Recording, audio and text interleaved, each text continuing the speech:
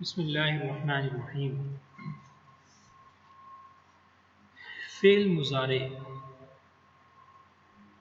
جیسا کہ ہم نے پچھلے سبق میں فعل مضارع سے متعلق مختصراً ماضی استمراری کے ضمن میں کچھ بات کر لی تھی، لیکن میں نے اس وقت بھی آپ سے عرض کیا تھا کہ مستقل طور پر فعل مضارع کی بحث ہم اگلے لیکچر میں کریں گے، انشاءاللہ اس پر بات کریں گے، تفصیلی بات کریں گے۔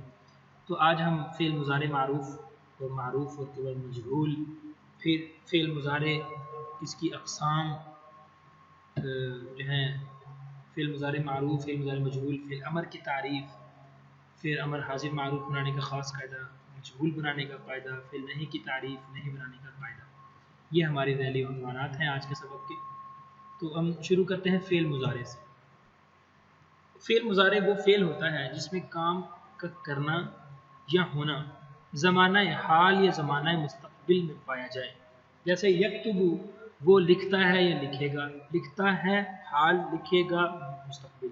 ینصرو وہ مدد کرتا ہے حال یا کرے گا مستقبل، یعنی جس فعل میں حال اور مستقبل دو معنی پائے جائیں، دونوں میں سے کوئی ایک معنی ہم لے لیں، دونوں معنی بیک وقت اس میں پائے جائیں، فرمایا وہ مضارع ہوگا۔ اور اس کا یہ مفہوم ہے مضارع کا، اس کا بنانے کا قاعدہ کیا ہے؟ تو فعل مضارع بنانے کا قاعدہ یہ ہے کہ ماضی کے پہلے صیغہ واحد مذکر غائب کے پہلے لفظ فا اس کو ساکن کر کے اس کے شروع میں علامت مضارع لگا دیں گے۔ علامت مضارع کتنی ہیں؟ علامت مضارع ہے 4، ان کا مجموعہ ہے اتینا، الف تا یا نون، الف تا یا نون، یہ 4 حروف ہیں جن کو علامت مضارع کہا جاتا ہے۔ ان 4 حروف کو فعل ماضی کے صیغہ واحد مذکر غائب میں اس کا تصرف کریں گے، ان 4 حروف کا، اس کے بعد ہمارا فعل مضارع بن جائے گا۔ اب ہم شروع کرتے ہیں ضربہ سے۔ ضربہ فعل ماضی کا صیغہ تھا، ہم نے الف تا یا نون میں سے ایک حرف یا لیا، وہ ضربہ کے شروع میں لگا دیا، اور ضاد جو پہلا حرف ہے اس کو ساکن کر دیا، یضربہ ہو گیا۔ اس کے بعد آخر سے پہلے حرف کو زیر دے دی اور آخر میں پیش لگا دی تو یضربون ہو گیا، یہ اس کا صیغہ ہے۔ پھر اس کے بعد یضربو کے بعد یضربانی، یضربونا، یضربو، یضربانی، یضربونا، تضربو، تضربانی، یضربنا، تضربو، تضربانی، تضربونا، تضربینا، تضربانی، اضربو، نضربو، یہ ساری اس کی گردان ہے۔ کہتے ہیں کہ ضربہ سے یضربو، منع سے یمنع، نصر سے ینصر، فعل ماضی کی طرح فعل مضارع کے بھی 14 ہی صیغے ہوں گے۔ یضربو وہ مارتا ہے یا مارے گا ایک مرد، یضربانی وہ 2 مرد مارتے ہیں یا ماریں گے، یضربونا وہ سب مرد مارتے ہیں یا ماریں گے، تضربو وہ ایک عورت مارتی ہیں یا مارے گی، تضربانی وہ 2 عورتیں مارتی ہیں یا مارے گی، یضربنا وہ سب عورتیں مارتی ہیں یا مارے گی۔ یہ غائب کے 3 صیغے، مذکر اور مؤنث کے 6 ٹوٹل ہوئے۔ اسی طرح مذکر حاضر، تضربو تو ایک مرد مارتا ہے یا مارے گا، تضربانی تم 2 مرد مارتے ہو یا مارو گے، تضربونا تم سب مرد مارتے ہو یا مارو گے۔ پھر اس کے بعد تضربو، تضربینا تو ایک عورت مارتی ہے یا مارے گی، تضربانی تم 2 عورتیں مارتی ہو یا مارو گی، تضربنا تم سب عورتیں مارتی ہو یا مارو گی۔ جمع مذکر حاضر، جمع مؤنث حاضر، یہ 6 صحیح ہو گئے۔ اضربو میں ایک مرد مارتا ہوں یا ماروں گا، ایک عورت یا مرد۔ نضربو ہم سب مرد یا سب عورتیں مارتے ہیں یا ماریں گے، یہ جمع مذکر متکلم کا صیغہ ہو گیا۔ یہاں تک فعل مضارع معروف کا بنانے کا قاعدہ تھا۔ فعل مضارع مجہول بنانے کا کیا قاعدہ ہے؟ اس کے بارے میں بتایا کہ بالکل آسان، یضربو ہمارے پاس ایک صیغہ مضارع معروف کا تیار تھا، اسے ہم نے ماضی کے پہلے صیغہ مذکر غائب سے بنایا تھا، علامت مضارع الف تا یا نون لگانے کے بعد۔ پھر اس کے بعد یضربو کیسے بنا؟ یضربو میں آخر سے پہلے حرف کو زبر دے دو اور علامت مضارع کو پیش دے دو، یعنی الف تا یا نون میں سے کوئی بھی علامت جس صیغے میں آ رہی ہے اس علامت مضارع کو پیش دے دو اور آخر سے پہلے حرف کو زبر دے دو تو مضارع مجہول بن جائے گا۔ یضربو سے یضربو، وہی بات کہ فعل مضارع مجہول فعل مضارع معروف سے بنتا ہے۔ اس کا قاعدہ یہ ہے کہ علامت مضارع الف تا یا نون میں سے جو علامت ہے اس کو پیش دے دو، آخر سے پہلے حرف عین کلمہ کو فتح زبر دے دو اور آخر حرف کو اس کی حالت پر چھوڑ دو تو ینصرو سے ینصرو، یضربو سے یضربو، یحسبو سے یحسبو بن جائے گا۔ فعل مضارع مجہول کا صرف ایک وزن یفعل ہی آتا ہے، اس میں اور تبدیلی نہیں ہوگی۔ اب اس کی گردان جو ہے وہ بھی اسی طرح صرف حرکات کی تبدیلی کے ساتھ، مفہوم کی تبدیلی کے ساتھ ساری گردان باقی وہی رہے گی۔ یضرب سے یضرب، وہ ایک مرد مارا جاتا ہے یا مارا جائے گا۔ یضربانی، وہ دو مرد مارے جاتے ہیں یا مارے جائیں گے۔ یضربون، وہ سب مرد مارے جاتے ہیں یا مارے جائیں گے۔ تضرب، وہ ایک عورت ماری جاتی ہے یا ماری جائے گی۔ تضربانی، وہ دو عورتیں ماری جاتی ہیں یا ماری جائیں گی۔ یضربنا، وہ سب عورتیں ماری جاتی ہیں یا ماری جائیں گی۔ تضرب، تو ایک عورت ماری جاتی ہے یا ماری جائے گی۔ تو ایک مرد مارا جاتا ہے یا مارا جائے گا۔ تضربانی، تم دو مرد مارے جاتے ہیں یا مارے جاؤ گے۔ تضربون، تم سب مرد مارے جاتے ہیں یا مارے جاؤ گے۔ تضربینا، تضربانی، تضربنا، جمع مؤنث حاضر کے صیغے۔ اور اضربو، نضربو، واحد متکلم اور جمع اسمی و جمع متکلم کے دو صیغے۔ فعل مضارع مجہول، یہاں تک فعل مضارع مجہول ہو گیا۔ اب آگے ہے اسی طرح ہی جیسے ہم نے ماضی کے اندر ایک چیز دیکھی، فعل منفی، ماضی منفی تھی، ایک ماضی مثبت تھی، اسی طرح یہاں پر بھی فعل ماضی مثبت، فعل مضارع مثبت اور فعل مضارع منفی دونوں کی ایک ترتیب یہاں پر بھی اسی طریقے سے بنے گی۔ فعل مضارع مثبت جیسے ہم نے ابھی سیغے سارے دیکھے، یضرب یضربان یضربون، تضرب تضربان یضربن، تضرب تضربان تضربون، تضربین تضربان تضربن، اضرب نضرب، یہ مضارع مثبت معروف کی گردان۔ مجہول مثبت کی گردان یضرب یضربان یضربون، تضرب تضربان یضربن، تضرب تضربان تضربون، تضربین تضربان تضربن، تضربن، اضرب نضرب، یہ مجہول مثبت کا صیغہ، فعل مضارع مجہول مثبت۔ اب ہم بات کر لیں مضارع منفی معروف کی، تو اس کے شروع میں لا لگا دو، یضرب سے لا یضرب بنا دو، لا یضرب لا یضربان لا یضربون، لا تضرب لا تضربان لا یضربن، لا تضرب لا تضربان لا تضربون، لا تضربین لا تضربان لا تضربن، لا اضرب لا نضرب، یہ بن گئی مضارع منفی معروف کی گردان۔ اب مضارع منفی مجہول کی گردان بنائیں تو اس میں بھی لا یضرب لا یضربان لا یضربون، لا تضرب لا تضربان لا یضربن، لا تضرب لا تضربان لا تضربون، لا تضربین لا تضربین لا تضربان لا تضربن، لا اضرب لا نضرب، یہ اس کی مجہول کی گردان، منفی مضارع مجہول منفی کی گردان۔ مضارع حال، فعل مضارع حال اور مستقبل دونوں کے لیے آتا ہے، لیکن مضارع کے ساتھ لام مفتوح لگا دیں تو اس کا مفہوم صرف زمانہ خاص حال کے لیے بن جائے گا، لا یفعل، یہ ایک مرد کرتا ہے کام۔ مضارع مستقبل سوف کا یا سین کا استعمال کر دیں گے تو وہ خالص مستقبل کے معنی میں بدل دے گا۔ گویا کہ یہاں پر ایکسیپشنز ہو گئی، کیا؟ دو قسم کی، کہ مضارع کی گردان جو بھی ہوگی اس میں دو ترجمے آئیں گے، حال کا بھی مستقبل کا بھی، لیکن جب کسی مضارع کے شروع میں لام لگ جائے، ٹھیک ہے، لام لگ جائے، جو جیسے اس کی مثال ہے لا یفعل، لا یضرب، لام لگ گیا یضرب کے شروع میں، تو اب اس کا خالص حال کا ترجمہ ہوگا کہ وہ کرتا ہے، وہ مارتا ہے، یعنی اب دوسرا ترجمہ کرے گا والا نہیں کریں گے۔ اسی طرح مضارع کے شروع میں سوف یا سین لگ جائے، جیسے سوف یضرب، جیسے قرآن مجید میں اللہ نے فرمایا سیقول السفہاء من الناس ما ولاهم عن قبلتهم التي كانوا عليها، سیقول، یقول تھا، سین لگ گئی، سیقول بن گیا۔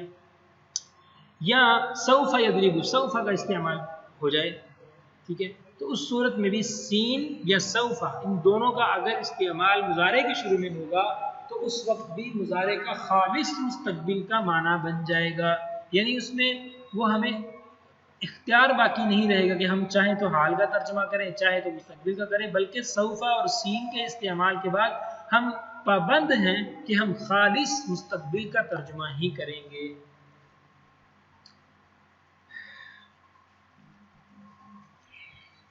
لیکن اتنی اس میں بات ہے کہ سین اور سوفا میں، ان دونوں میں فرق ہے۔ سین کا استعمال قریب کے معنی میں، یعنی مستقبل قریب، جیسے سیقول، ان قریب یہ لوگ کہیں گے۔ سوفا کا استعمال بعید کے لیے، مستقبل بعید کے لیے، یہ کہیں گے، کب کہیں گے؟ قریب نہیں، کبھی نہ کبھی یہ کہیں گے، تو سوفا کا استعمال ہوگا۔ یہاں تک ہماری فعل مضارع کی گردان اور اس کے بحاث اور اس کے قواعد یہ پورے ہوئے۔ اب ہم آتے ہیں فعل امر کی گردان کی طرف، فعل امر کی تعریف۔ فعل امر کیا چیز ہوتی ہے؟ سب سے پہلے ہم فعل امر کی تعریف کر لیں۔ فعل امر کہتے ہیں کسی کام کے کرنے کا جس میں حکم ہو، کسی کام کے کرنے کی استدعا ہو، کسی کام کے کرنے کی درخواست ہو، وہ فعل امر کہلاتا ہے۔ جیسے اضرب، تو مار۔ اب یہاں ہم نے کسی کام کا مطالبہ کیا، اس کا حکم دیا، اضرب، تو مار، یہ فعل مضارع، یہ فعل امر حاضر ہے۔ اس کی تعریف یہ ہے۔ اس کے بنانے کا قاعدہ کیا ہے؟ اس میں دو قاعدے ہیں، ایک ہے فعل امر حاضر معروف بنانے کا خاص قاعدہ، اس لیے میں نے لفظ خاص ساتھ لکھ دیا کیونکہ یہ بنانے کا واقعتاً ایک الگ سے قاعدہ ہے جو کہ عام قاعدوں سے ہٹ کے ہے اور یہ خاص ہے۔ پھر اس کے بعد مضارع مجہول امر حاضر مجہول بنانے کا وہ عام قاعدہ ہے، جیسے سمپلی دوسرے قواعد بنتے ہیں، یہ بھی ہم آگے چل کے دیکھیں گے۔ واقعتاً یہ بالکل ایزی ہے، اس میں کوئی بڑا جو نا اس میں کوئی ڈیفیکلٹ چیز نہیں ہے، مشکل چیز نہیں ہے، لیکن امر حاضر معروف کا جو قاعدہ ہے اس میں کچھ مشکلات ہیں، اس کو توجہ کرنی پڑے گی۔ اب اس کے بنانے کا قاعدہ کیا ہے؟ پہلی بات جو واضح کر دوں، جس طرح مضارع کے شروع میں الف تا یا نون 4 علامت مضارع لگتی تھی، اسی طرح امر حاضر میں بھی علامت مضارع تا یا نون اس کا اعتبار کرتے ہوئے ہم صرف حاضر کے صیغے کو لیں گے، حاضر کے صیغے کو۔ امر حاضر معروف مضارع حاضر معروف سے بنے گا، جیسے تضربو ہے۔ اب تضربو ایک مضارع معروف حاضر کا صیغہ ہے، اس کا امر حاضر بنانے کا قاعدہ کیا ہے؟ تضربو میں علامت مضارع کو گرا دو، اس کے بعد دیکھو کہ علامت مضارع کے بعد والا حرف ساکن ہے کہ متحرک ہے، اس پہ زبر زیر پیش میں سے کوئی حرکت ہے یا کہ وہ بغیر زبر زیر پیش کے صرف جزم ہے، اس کے اوپر ساکن ہے وہ۔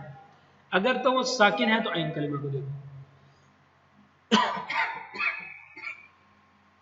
عین کلمہ کو دیکھو، اگر عین کلمہ مفتوح یا مکسور ہے تو اس کے شروع میں ایک حمزہ لگا دو، الف لگا دو، جس کے نیچے زیر لگا کے وہ حمزہ بن جائے گا، تو وہ حمزہ مکسور شروع میں آ جائے گا، جیسے تضرب سے اضرب، آخر میں ساکن کر دیں گے، تضرب سے اضرب بنا دیں گے۔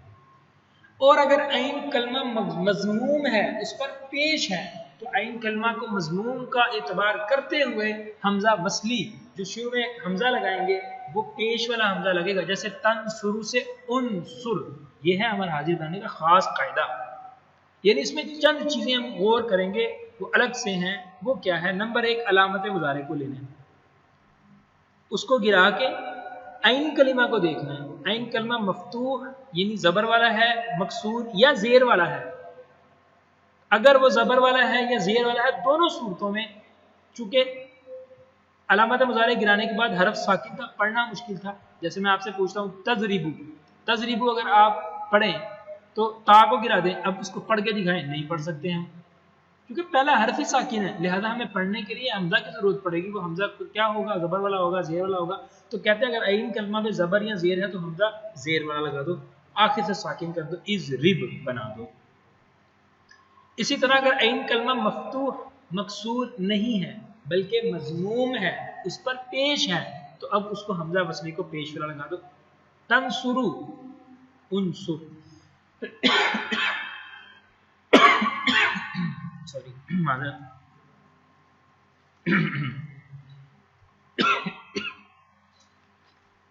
تو تنصر سے انصر یہ بن جائے گا۔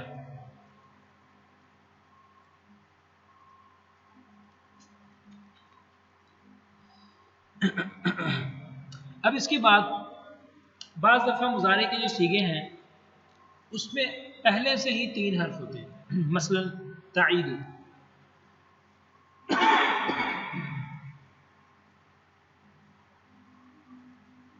اب تعید یہ مضارع کا صیغہ ہے، اب اس میں ہم نے جب تا علامت مضارع کو گرایا تو اس کے بعد وہ حرف متحرک تھا، اب صرف آخر سے ساکن کر دیں گے، عید، تعید سے عید، تابع سے ضا، ٹھیک ہے۔ اسی طرح دیگر صیغے علامت مضارع گرانے کے بعد اگر حرف متحرک ہو تو صرف آخر سے ساکن کر دیں گے، یہ ہے امر حاضر بنانے کا خاص قاعدہ۔ اسے ہم اگر اس کی گردان پڑھ لیں تو صرف 6 صیغے حاضر کے جو ہیں وہی صرف بنیں گے اس کے مطابق۔ تضرب سے اضرب، اضرب اضربا، اضربو اضربی، اضربا اضربنا، بس یہ 6 صیغے حاضر کے اس طرح بنیں گے۔ باقی مجہول کے 6 صیغے، متکلم کے 2 صیغے، ان کی ترتیب وہی ہے، وہ ہم دیکھ لیں۔ اس کے لیے کہتے ہیں کہ یضربو ہے، یضربو کو شروع میں علامت مضارع لام مکسور لگا دو، آخر سے ساکن کر دو، لیضرب بنا دو، لیضرب، لیضربا، لیضربو، لتضرب، لتضربا، لیضربنا، لأضرب، لنضرب، باقی صیغے وہی طرح اسی طرح ہیں۔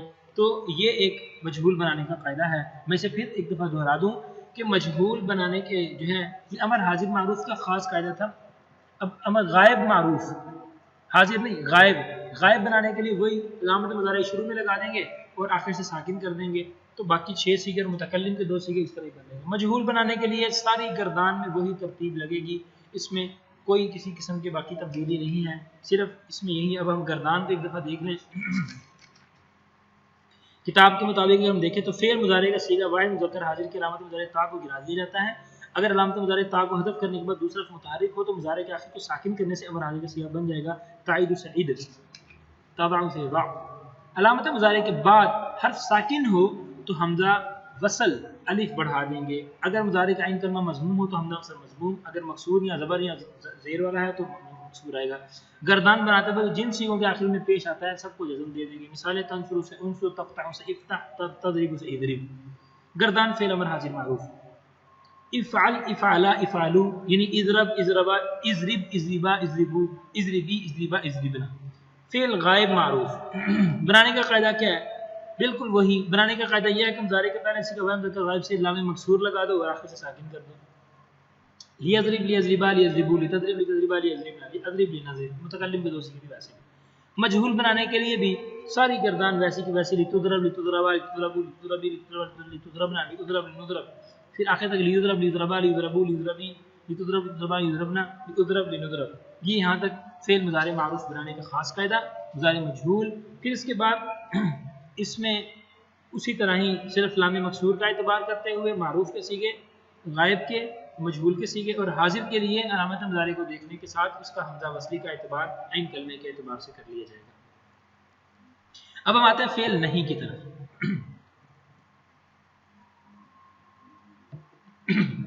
فعل نہیں کی تعریف کیا ہے؟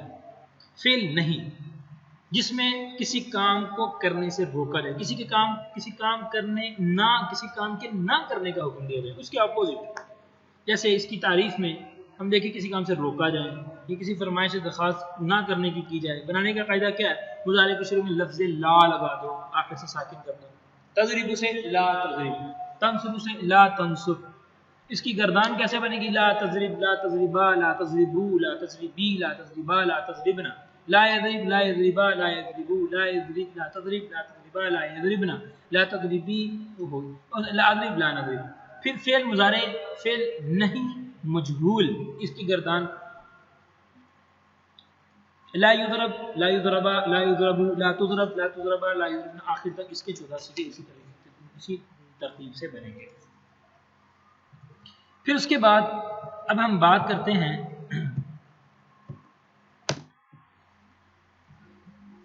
یہاں تک افعال کی بات تھی. اب ہم کرتے ہیں بات اسماء کی، بلکہ جملوں کی. تو جملہ اسمیہ، اسی طرح دوسرا ہوتا ہے جملہ فعلیہ. جملہ اسمیہ اور جملہ فعلیہ. پہلے ہم لیتے ہیں جملہ اسمیہ. جملہ اسمیہ میں کیا چیز ہے؟ کہتے ہیں جملہ جس جملے کا پہلا جز اسم ہو اسے جملہ اسمیہ کہتے ہیں. جیسے زید جالس، زید بیٹھا ہے.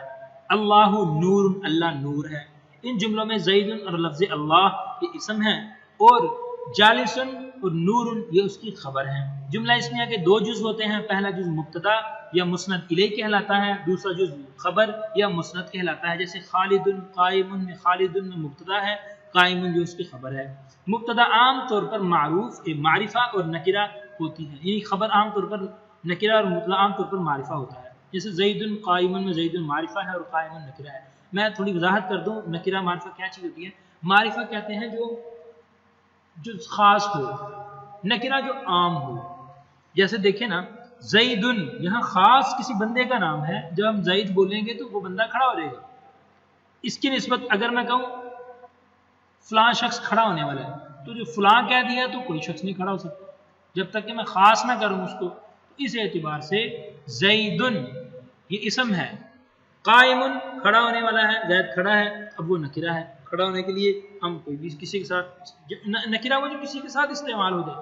تو اس اعتبار سے مبتدا عام طور پر معرفہ اور خبر عام طور پر نکرہ ہوتی ہے. مبتدا اور خبر دونوں نکرہ یا معرفہ ہوں تو جملہ اس میں ایک بجائے مرکب توصیفی ہوتا ہے. یعنی اگر دونوں معرفہ ہوں پھر وہ مرکب توصیفی بن جائے گا. جیسے الرجل العالم، آدم عالم جو آدمی ہے وہ عالم ہے. پھر اس کے بعد مبتدا اور اس کی خبر دونوں مرفوع ہوتے ہیں، یعنی دونوں پہ ہمیشہ پیش ہی آئے گا. اللہ واحد، اللہ ایک ہے، اللہ مبتدا ہے، واحد اس کی خبر ہے، دونوں مرفوع آئیں گے. مبتدا اور خبر تثنیہ، جمع، تذکیر، تانیث میں ایک دوسرے کے مطابق ہونے چاہیے. اگر مبتدا مذکر ہے خبر بھی مذکر ہوگی، مبتدا مؤنث ہے خبر بھی مؤنث ہوگی، مبتدا واحد ہے خبر بھی واحد ہوگی، مبتدا تثنیہ ہے خبر بھی تثنیہ ہوگی، مبتدا جمع ہے تو خبر بھی اس کی جمع ہوگی. اگر اسی طرح مذکر مؤنث اور مرفوع مجہول، مرفوع اور جو ہے اس کا اعتبار کیا جائے گا تذکیر و تانیث کا بھی. اگر مبتدا غیر ذوی العقول ہے یعنی مذکر یا مؤنث کی جمع ہو تو عام طور پر خبر واحد مؤنث ہو سکتی ہے. الاشجار طویلۃ، اب شجر درخت جو ہے یہ ایک غیر ذوی العقول، اس میں عقل نہیں ہے، انسانی طریقے سے وہ کھاتا پیتا نہیں ہے، ایک درخت ذوی العقول میں سے نہیں آتا، غیر ذوی العقول ہے، تو اس کی جو خبر ہے وہ مؤنث بھی آ سکتی ہے. پھر اس کے بعد چھٹے نمبر پر جو اس کا قاعدہ اس میں جملہ اسمیہ کا، مبتدا اور خبر دونوں کبھی تو مفرد ہوتے ہیں، جیسے زید قائم مفرد ہے دونوں، مبتدا مفرد خبر مرکب اس کی. اور کبھی ایسے بھی ہوتا ہے کہ مبتدا کی جو خبر ہوتی ہے وہ مرکب ہوتی ہے، یعنی دو جملوں سے مل کر وہ خبر بنتی ہے. جیسے الرجل العالم حاضر، ایسا آدمی جو عالم ہے حاضر ہے، یہاں مبتدا مرکب ہے خبر مفرد ہے. کبھی ایسا بھی ہوتا ہے کہ مبتدا مفرد ہوتا ہے خبر مرکب ہوتی ہے، جیسے زید عالم صالح، زید عالم ہے اور نیک ہے، اس میں مبتدا معرفہ جو ہے وہ مرکب مفرد ہے اور خبر اس کی مرکب ہے. اگر جملہ اسمیہ میں لفظ ما یا لیسا آ جائے تو منفی کے معنی میں ہو جائیں گے، جیسے ما خالد عالم، خالد عالم نہیں ہے، لیس الرجل قائما، آدمی کھڑا ہونے والا نہیں ہے. ما یا لیسا داخل ہونے کے بعد خبر کے ساتھ با لگا دی جاتی ہے جو کہ حرف جر ہے. اس کی خبر ہم اس کی مزید وضاحت ہم آخر میں کریں گے حرف جر وغیرہ کی. تو عام طور پر لیسا یا ما کے ساتھ جو خبر آتی ہے اس خبر پر با کا استعمال بھی ہوتا ہے. اس کے بعد آتے ہیں جی 8ویں پوائنٹ پہ کہ اگر جملہ اسمیہ پر اگر جملہ اسمیہ پر انا اور اس کی اخوات، انا، انا، کانا، لیتا، لاکن، لعل، یہ سارے کے سارے انا اور اس کی اخوات ساری جو ہے یہ آتی ہیں. انا، انا، لاکن، لیتا، لعل، یہ ساری چیز اس کی اخوات کہلاتی ہیں. اس کا مطلب یہ ہے کہ انا جو عمل کر رہا ہے وہی عمل انا کرے گا، وہی عمل لاکنہ کرے گا، وہی عمل لیتا، وہی لعلہ کرے گا، یہ سب کے سب وہی عمل کریں گے.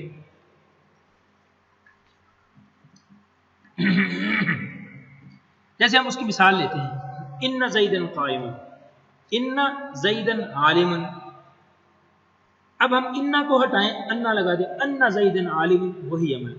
اب انا کو ہٹائیں، لاکن لگائیں، لاکن زیدن عالم. لاکنہ کو ہٹائیں، لیتا کو لگائیں، لیتا زیدن عالم. لیتا کو ہٹائیں، لعل کو لگائیں، لعل زیدن عالم. تو انا، انا، لیتا، لاکنہ، لعل، یہ 6 حروف مشبہ بالفعل کہلاتے ہیں، ان کا عمل ایک طرح کا ہے.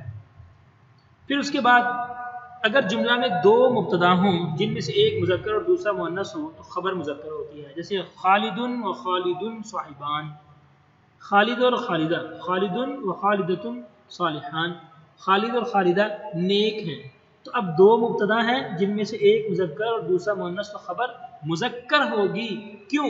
کیونکہ مذکر کا اعتبار کر لیا جائے گا. اسے کہتے ہیں صنعت تغلیب، عربی گرامر میں اسے کہتے ہیں صنعت تغلیب، کہ غلبہ پا جائے گا مذکر. جیسے اللہ تعالیٰ نے قرآن مجید میں فرمایا وَقَضَىٰ رَبُّكَ أَلَّا تَعْبُدُوا إِلَّا إِيَّاهُ وَبِالْوَالِدَيْنِ إِحْسَانًا. والدین میں تو والدہ بھی ہوتی ہے، والد بھی ہیں اور والدہ بھی. والدتین کیوں نہیں کہا، والدین کیوں کہا؟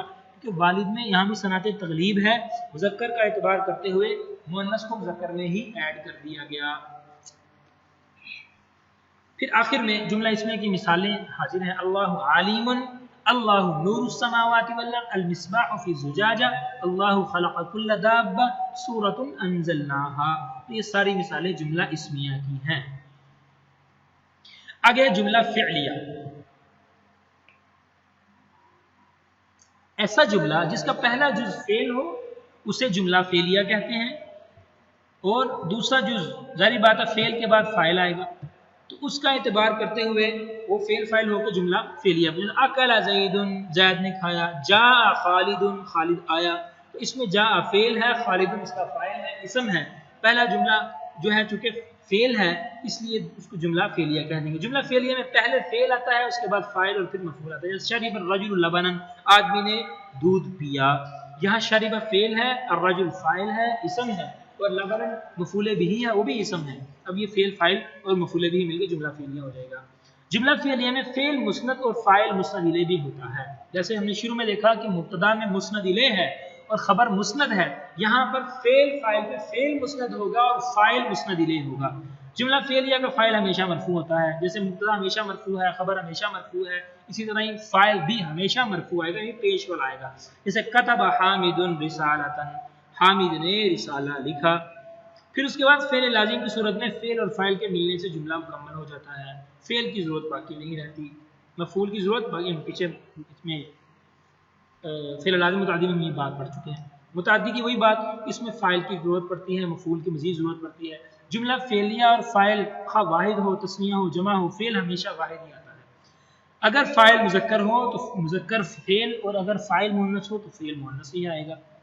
یعنی جملہ فعلیہ میں فاعل خواہ واحد ہو، تثنیہ ہو، جمع ہو، فعل ہمیشہ واحد ہے. جیسے جاء رجل، رجلان، رجال، سب میں جاء ہی آئے گا. لیکن جب جاءت آ گیا تو اب آگے امراتن ہو، امراتانی ہو، نسوتن ہو، نساء ہو تو مؤنث فعل واحد ہی آئے گا. غیر ذویل العقول مذکر کی جمع مکسر کے فعل پر اس کا صیغہ آتا ہے. کس طرح خرجت اسودن، خرجت اسودن شیر نکلے. اگر فاعل اس میں ظاہر کی بجائے اس میں ضمیر ہو، یہاں ضرب زید امرن میں زید فاعل سامنے نظر آ رہا ہے، ظاہر ہے. کبھی ایسا بھی ہوتا ہے کہ فاعل ظاہر نہیں ہوتا بلکہ وہ ضمیر میں ہوتا ہے. کہتے ہیں اس صورت میں کیا ہوگا، کہتے ہیں یعنی واحد تثنیہ جمع کے لیے تثنیہ جمع کے صیغے ہوں گے، اس طرح مؤنث کے لیے مؤنث کے صیغے ہی آئیں گے. ضربا اس نے مارا، یہاں ہوا فاعل اس کے اندر پوشیدہ ہے، ضربا ہما ضمیر اس کے اندر پوشیدہ، ضربو ہم ضمیر اس کے اندر پوشیدہ، ضربت میں تا ساکن اس کا مؤنث فاعل ہے. اب آخر میں مثالیں جملہ فعلیہ کی، یبین اللہ یعظکم اللہ توبوا الی اللہ انکحوا الایام یضرب اللہ. ان سب میں یبین فعل ہے، یعظکم فعل ہے، کم ضمیر مفعول بھی ہے، اللہ فاعل ہے، توبوا یہ فعل ہے، الی اللہ یہ جہاں الی سے جر ہے، اللہ مجرور ہے، اور اس طرح انکحوا فعل ہے، ایام مفعول بھی ہے، اس میں واو ضمیر اس کا فاعل ہے، یضرب فعل ہے، اللہ فاعل ہے. اب آتے ہیں جی مرکب اضافی کی طرف. مرکب اضافی،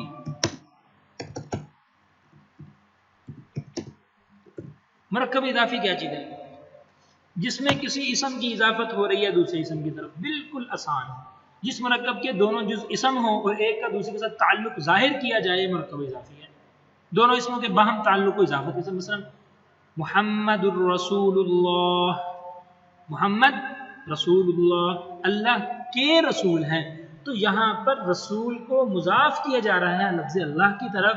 محمد صلی اللہ علیہ وسلم اللہ کے رسول ہیں. جب محمد صلی اللہ علیہ وسلم اللہ کے رسول ہیں تو یہاں پر رسول کی طرف اضافت ہو رہی ہے. اس اعتبار سے معلوم ہوا کہ یہاں پر یہ جو ہے اضافت جو ہے ثابت ہو جائے گی. محمد رسول اللہ میں رسول اللہ کی اضافت لفظ اللہ کی رسول کی طرف، رسول کی طرف لفظ اللہ کی طرف. کتاب زید، زید کی کتاب، ان دونوں جملوں میں رسول کا اللہ اور کتاب کا زید سے تعلق ظاہر کیا جا رہا ہے، یہ مرکب اضافی ہے. اب اس کی نشانی کیا ہوگی؟ کہتے ہیں کہ مرکب اضافی کے دو جز ہوتے ہیں، پہلے کو مضاف دوسرے کو مضاف الیہ کہتے ہیں، اور مضاف الیہ ہمیشہ مجرور ہوگا. جس اسم کا تعلق دوسرے اسم کے ساتھ بیان کیا وہ مضاف ہوتا ہے، جو دوسرا ہے وہ مضاف الیہ ہوگا. ایسا اسم جس کے ساتھ اس کی اضافت کی جا رہی ہے وہ مضاف الیہ ہوگا، مجرور ہوگا. اس کے دوسرے دیگر قواعد کیا ہیں اس میں تھوڑی تفصیل ہے، وہ میں آپ سے عرض کر دیتا ہوں. نمبر 1، مضاف پر الف لام اور تنوین نہیں آ سکتے. مضاف ہمیشہ الف لام سے اور تنوین سے خالی ہوگا. جو مضاف ہوگا الف لام اور تنوین سے ہمیشہ خالی ہوگا، اس میں کسی قسم کی کوئی الف لام اور تنوین نہیں آئے گی. دوسرا، غیر منصرف نہ ہونے کی صورت میں مضاف الیہ ہمیشہ مجرور ہوتا ہے. جیسے غلام زیدن کتاب اللہ ہی. جب مضاف تثنیہ مذکر مؤنث اور جمع مذکر سالم کے صیغے ہوں تو ان کا آخری نون اضافہ سے گر جائے گا. زیدان نہیں، غلامان دو غلام، ہم نے کہنا زید کے 2 غلام ہیں تو ہم کہیں گے غلاما زیدن، یعنی غلامانی زیدن نہیں کہیں گے، نون گر جائے گا۔ جمع کا بھی جو نون ہوتا ہے وہ بھی مسلمون، زید مسلمون دنیا نہیں آئے گا بلکہ مسلم الدنیا آ جائے گا، نون گر جائے گا۔ تو تثنیہ اور جمع کا نون اضافت میں سے گر جائے گا۔ اس کے بعد مضاف اور مضاف الیہ میں تعلق سے ہمیشہ متصل رہتے ہیں، انہیں علیحدہ نہیں کیا جا سکتا۔ آخر میں مضاف الیہ کے بعد آنے والے صفت مضاف کی ہو تو اس کے اعراب مضاف الیہ کے مطابق ہوتے ہیں۔ یعنی غلام زیدن العاقل، یہاں پر غلام زیدن العاقل میں یہاں غلام مضاف ہے، زیدن مضاف الیہ، تو یہاں غلام زیدن العاقل میں غلام مضاف ہے، زیدن مضاف الیہ ہے، لیکن العاقل جو ہے یہ اس غلام کی وضاحت کر رہا ہے کہ زید کا غلام عاقل ہے، عقل مند ہے، تو اب العاقل کا اعتبار غلاموں کے ساتھ کرتے ہوئے جیسے غلاموں پہ پیش ہے تو العاقل پہ بھی پیش ہی ہوگی۔ پھر اس کے بعد اگر مرکب اضافی کے شروع میں حرف ندا آ جائے تو مرکب اضافی میں زبر آئے گی۔ اگر 2 یا زیادہ اسموں کو ایک اسم کے ساتھ کیا جائے گا تو اس میں درمیان میں واو آ جائے گی۔ بعض اوقات ایک ہی مرکب میں 2 یا 2 سے زیادہ مضاف الیہ ہوں تو اس میں بھی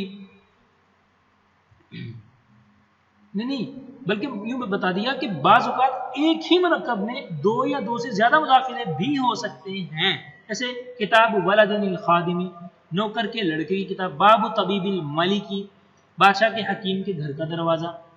تو اس قسم کی ترکیبوں میں سب سے پہلا اسم مضاف اور سب سے آخری مضاف الیہ شمار ہوتا ہے، اور مضاف الیہ کی تمام شرائط ان پر عائد ہوتی ہیں۔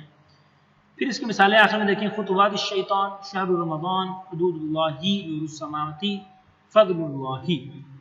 اب آتے ہیں مرکب توصیفی کی طرف۔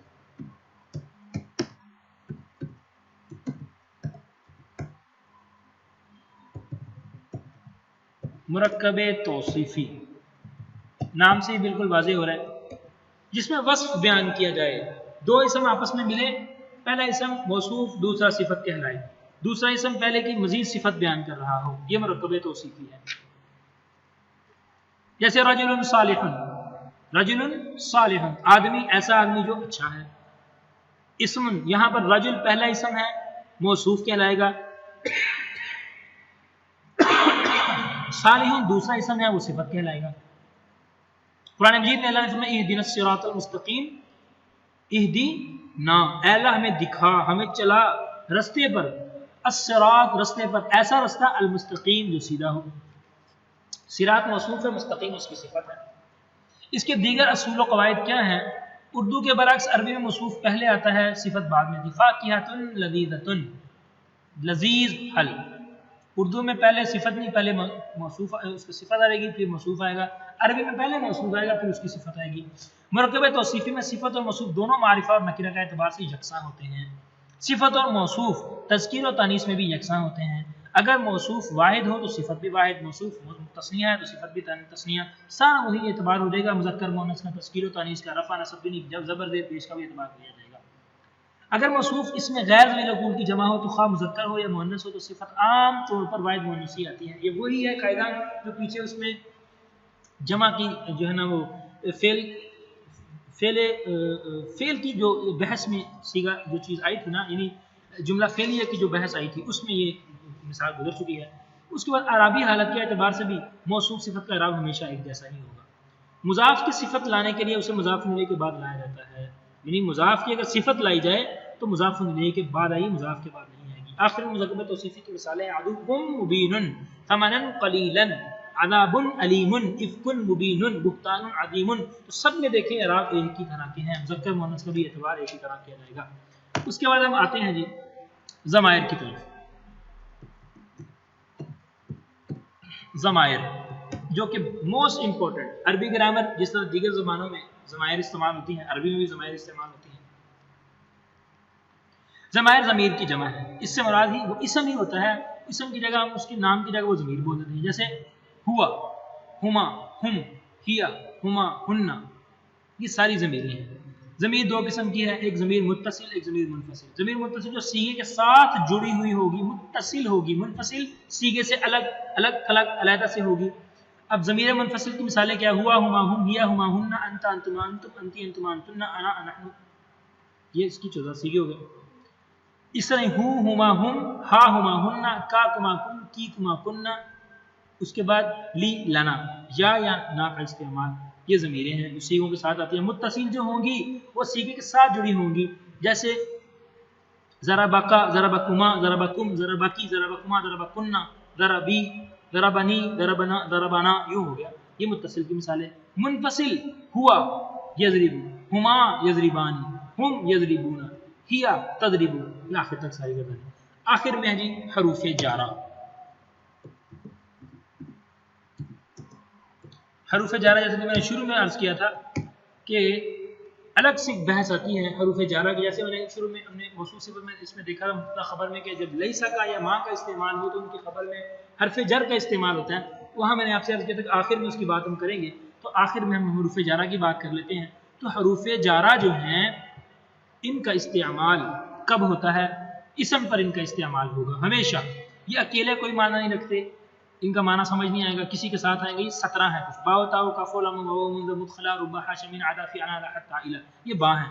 با سات کے معنی میں آتا ہے، بالقلم، بسم اللہ، تا قسم کے لیے آتی ہے، کاف تشبیہ کے لیے ہے، لام ملانے کے لیے ہے، واو قسم کے لیے آتی ہے، مدت اور عرصہ کے لیے آتی ہے، خلا جو ہے وہ سوائے کے معنی میں آتی ہے، ربا کبھی شاذ کے معنی میں آتا ہے، حاشا سوائے کے معنی میں، من سے کے معنی میں، ادا سوائے کے معنی میں، فی میں کے معنی میں، عن سے کے معنی میں، علا اوپر کے معنی میں، حتی یہاں تک کے معنی میں، الا تک یہ طرف کے معنی میں آتا ہے۔ اس کی مثالیں ایک دفعہ دیکھ لیں۔ بالقلم تاللہ کالقمر للہ والعصر واللہ منذ یوم الجمعۃ منذ یوم السبت خلا زید رب زید رب رجل سعید رأیت حاشا خالد من المسجد من البیت عدا حامدا فی المحراب فی سبیل اللہ عن زید عن الطریق على العرش على الارض حتى مطلع الفجر مطلع الفجر الى المسجد الحرام الى المسجد الاقصى، یہ اس کی حرف جر کی مثالیں ہیں۔ حرف جر کا معنی جر جو ہے زیر، جو اس کی جس پر حرف جر داخل ہوگا اس کے آخر میں زیر لگا دے گا۔ تو یہ خود حرف جر کتنے ہیں؟ یہ 17 ہیں، ہم نے اس کی بات کر لی۔ یہاں تک ہماری گرامر جو ایک مختصراً ہم نے اس کو الحمدللہ آج مکمل کر لی ہے۔ تو وما توفیقی الا باللہ، الحمدللہ یہ ہمارا جو ہے سلیبس الحمدللہ کے ساتھ کور ہو گیا۔ تو آخر دعوانا الحمدللہ رب العالمین وصلی اللہ علی النبی الکریم وعلی آلہ وصحبہ اجمعین برحمتک یا ارحم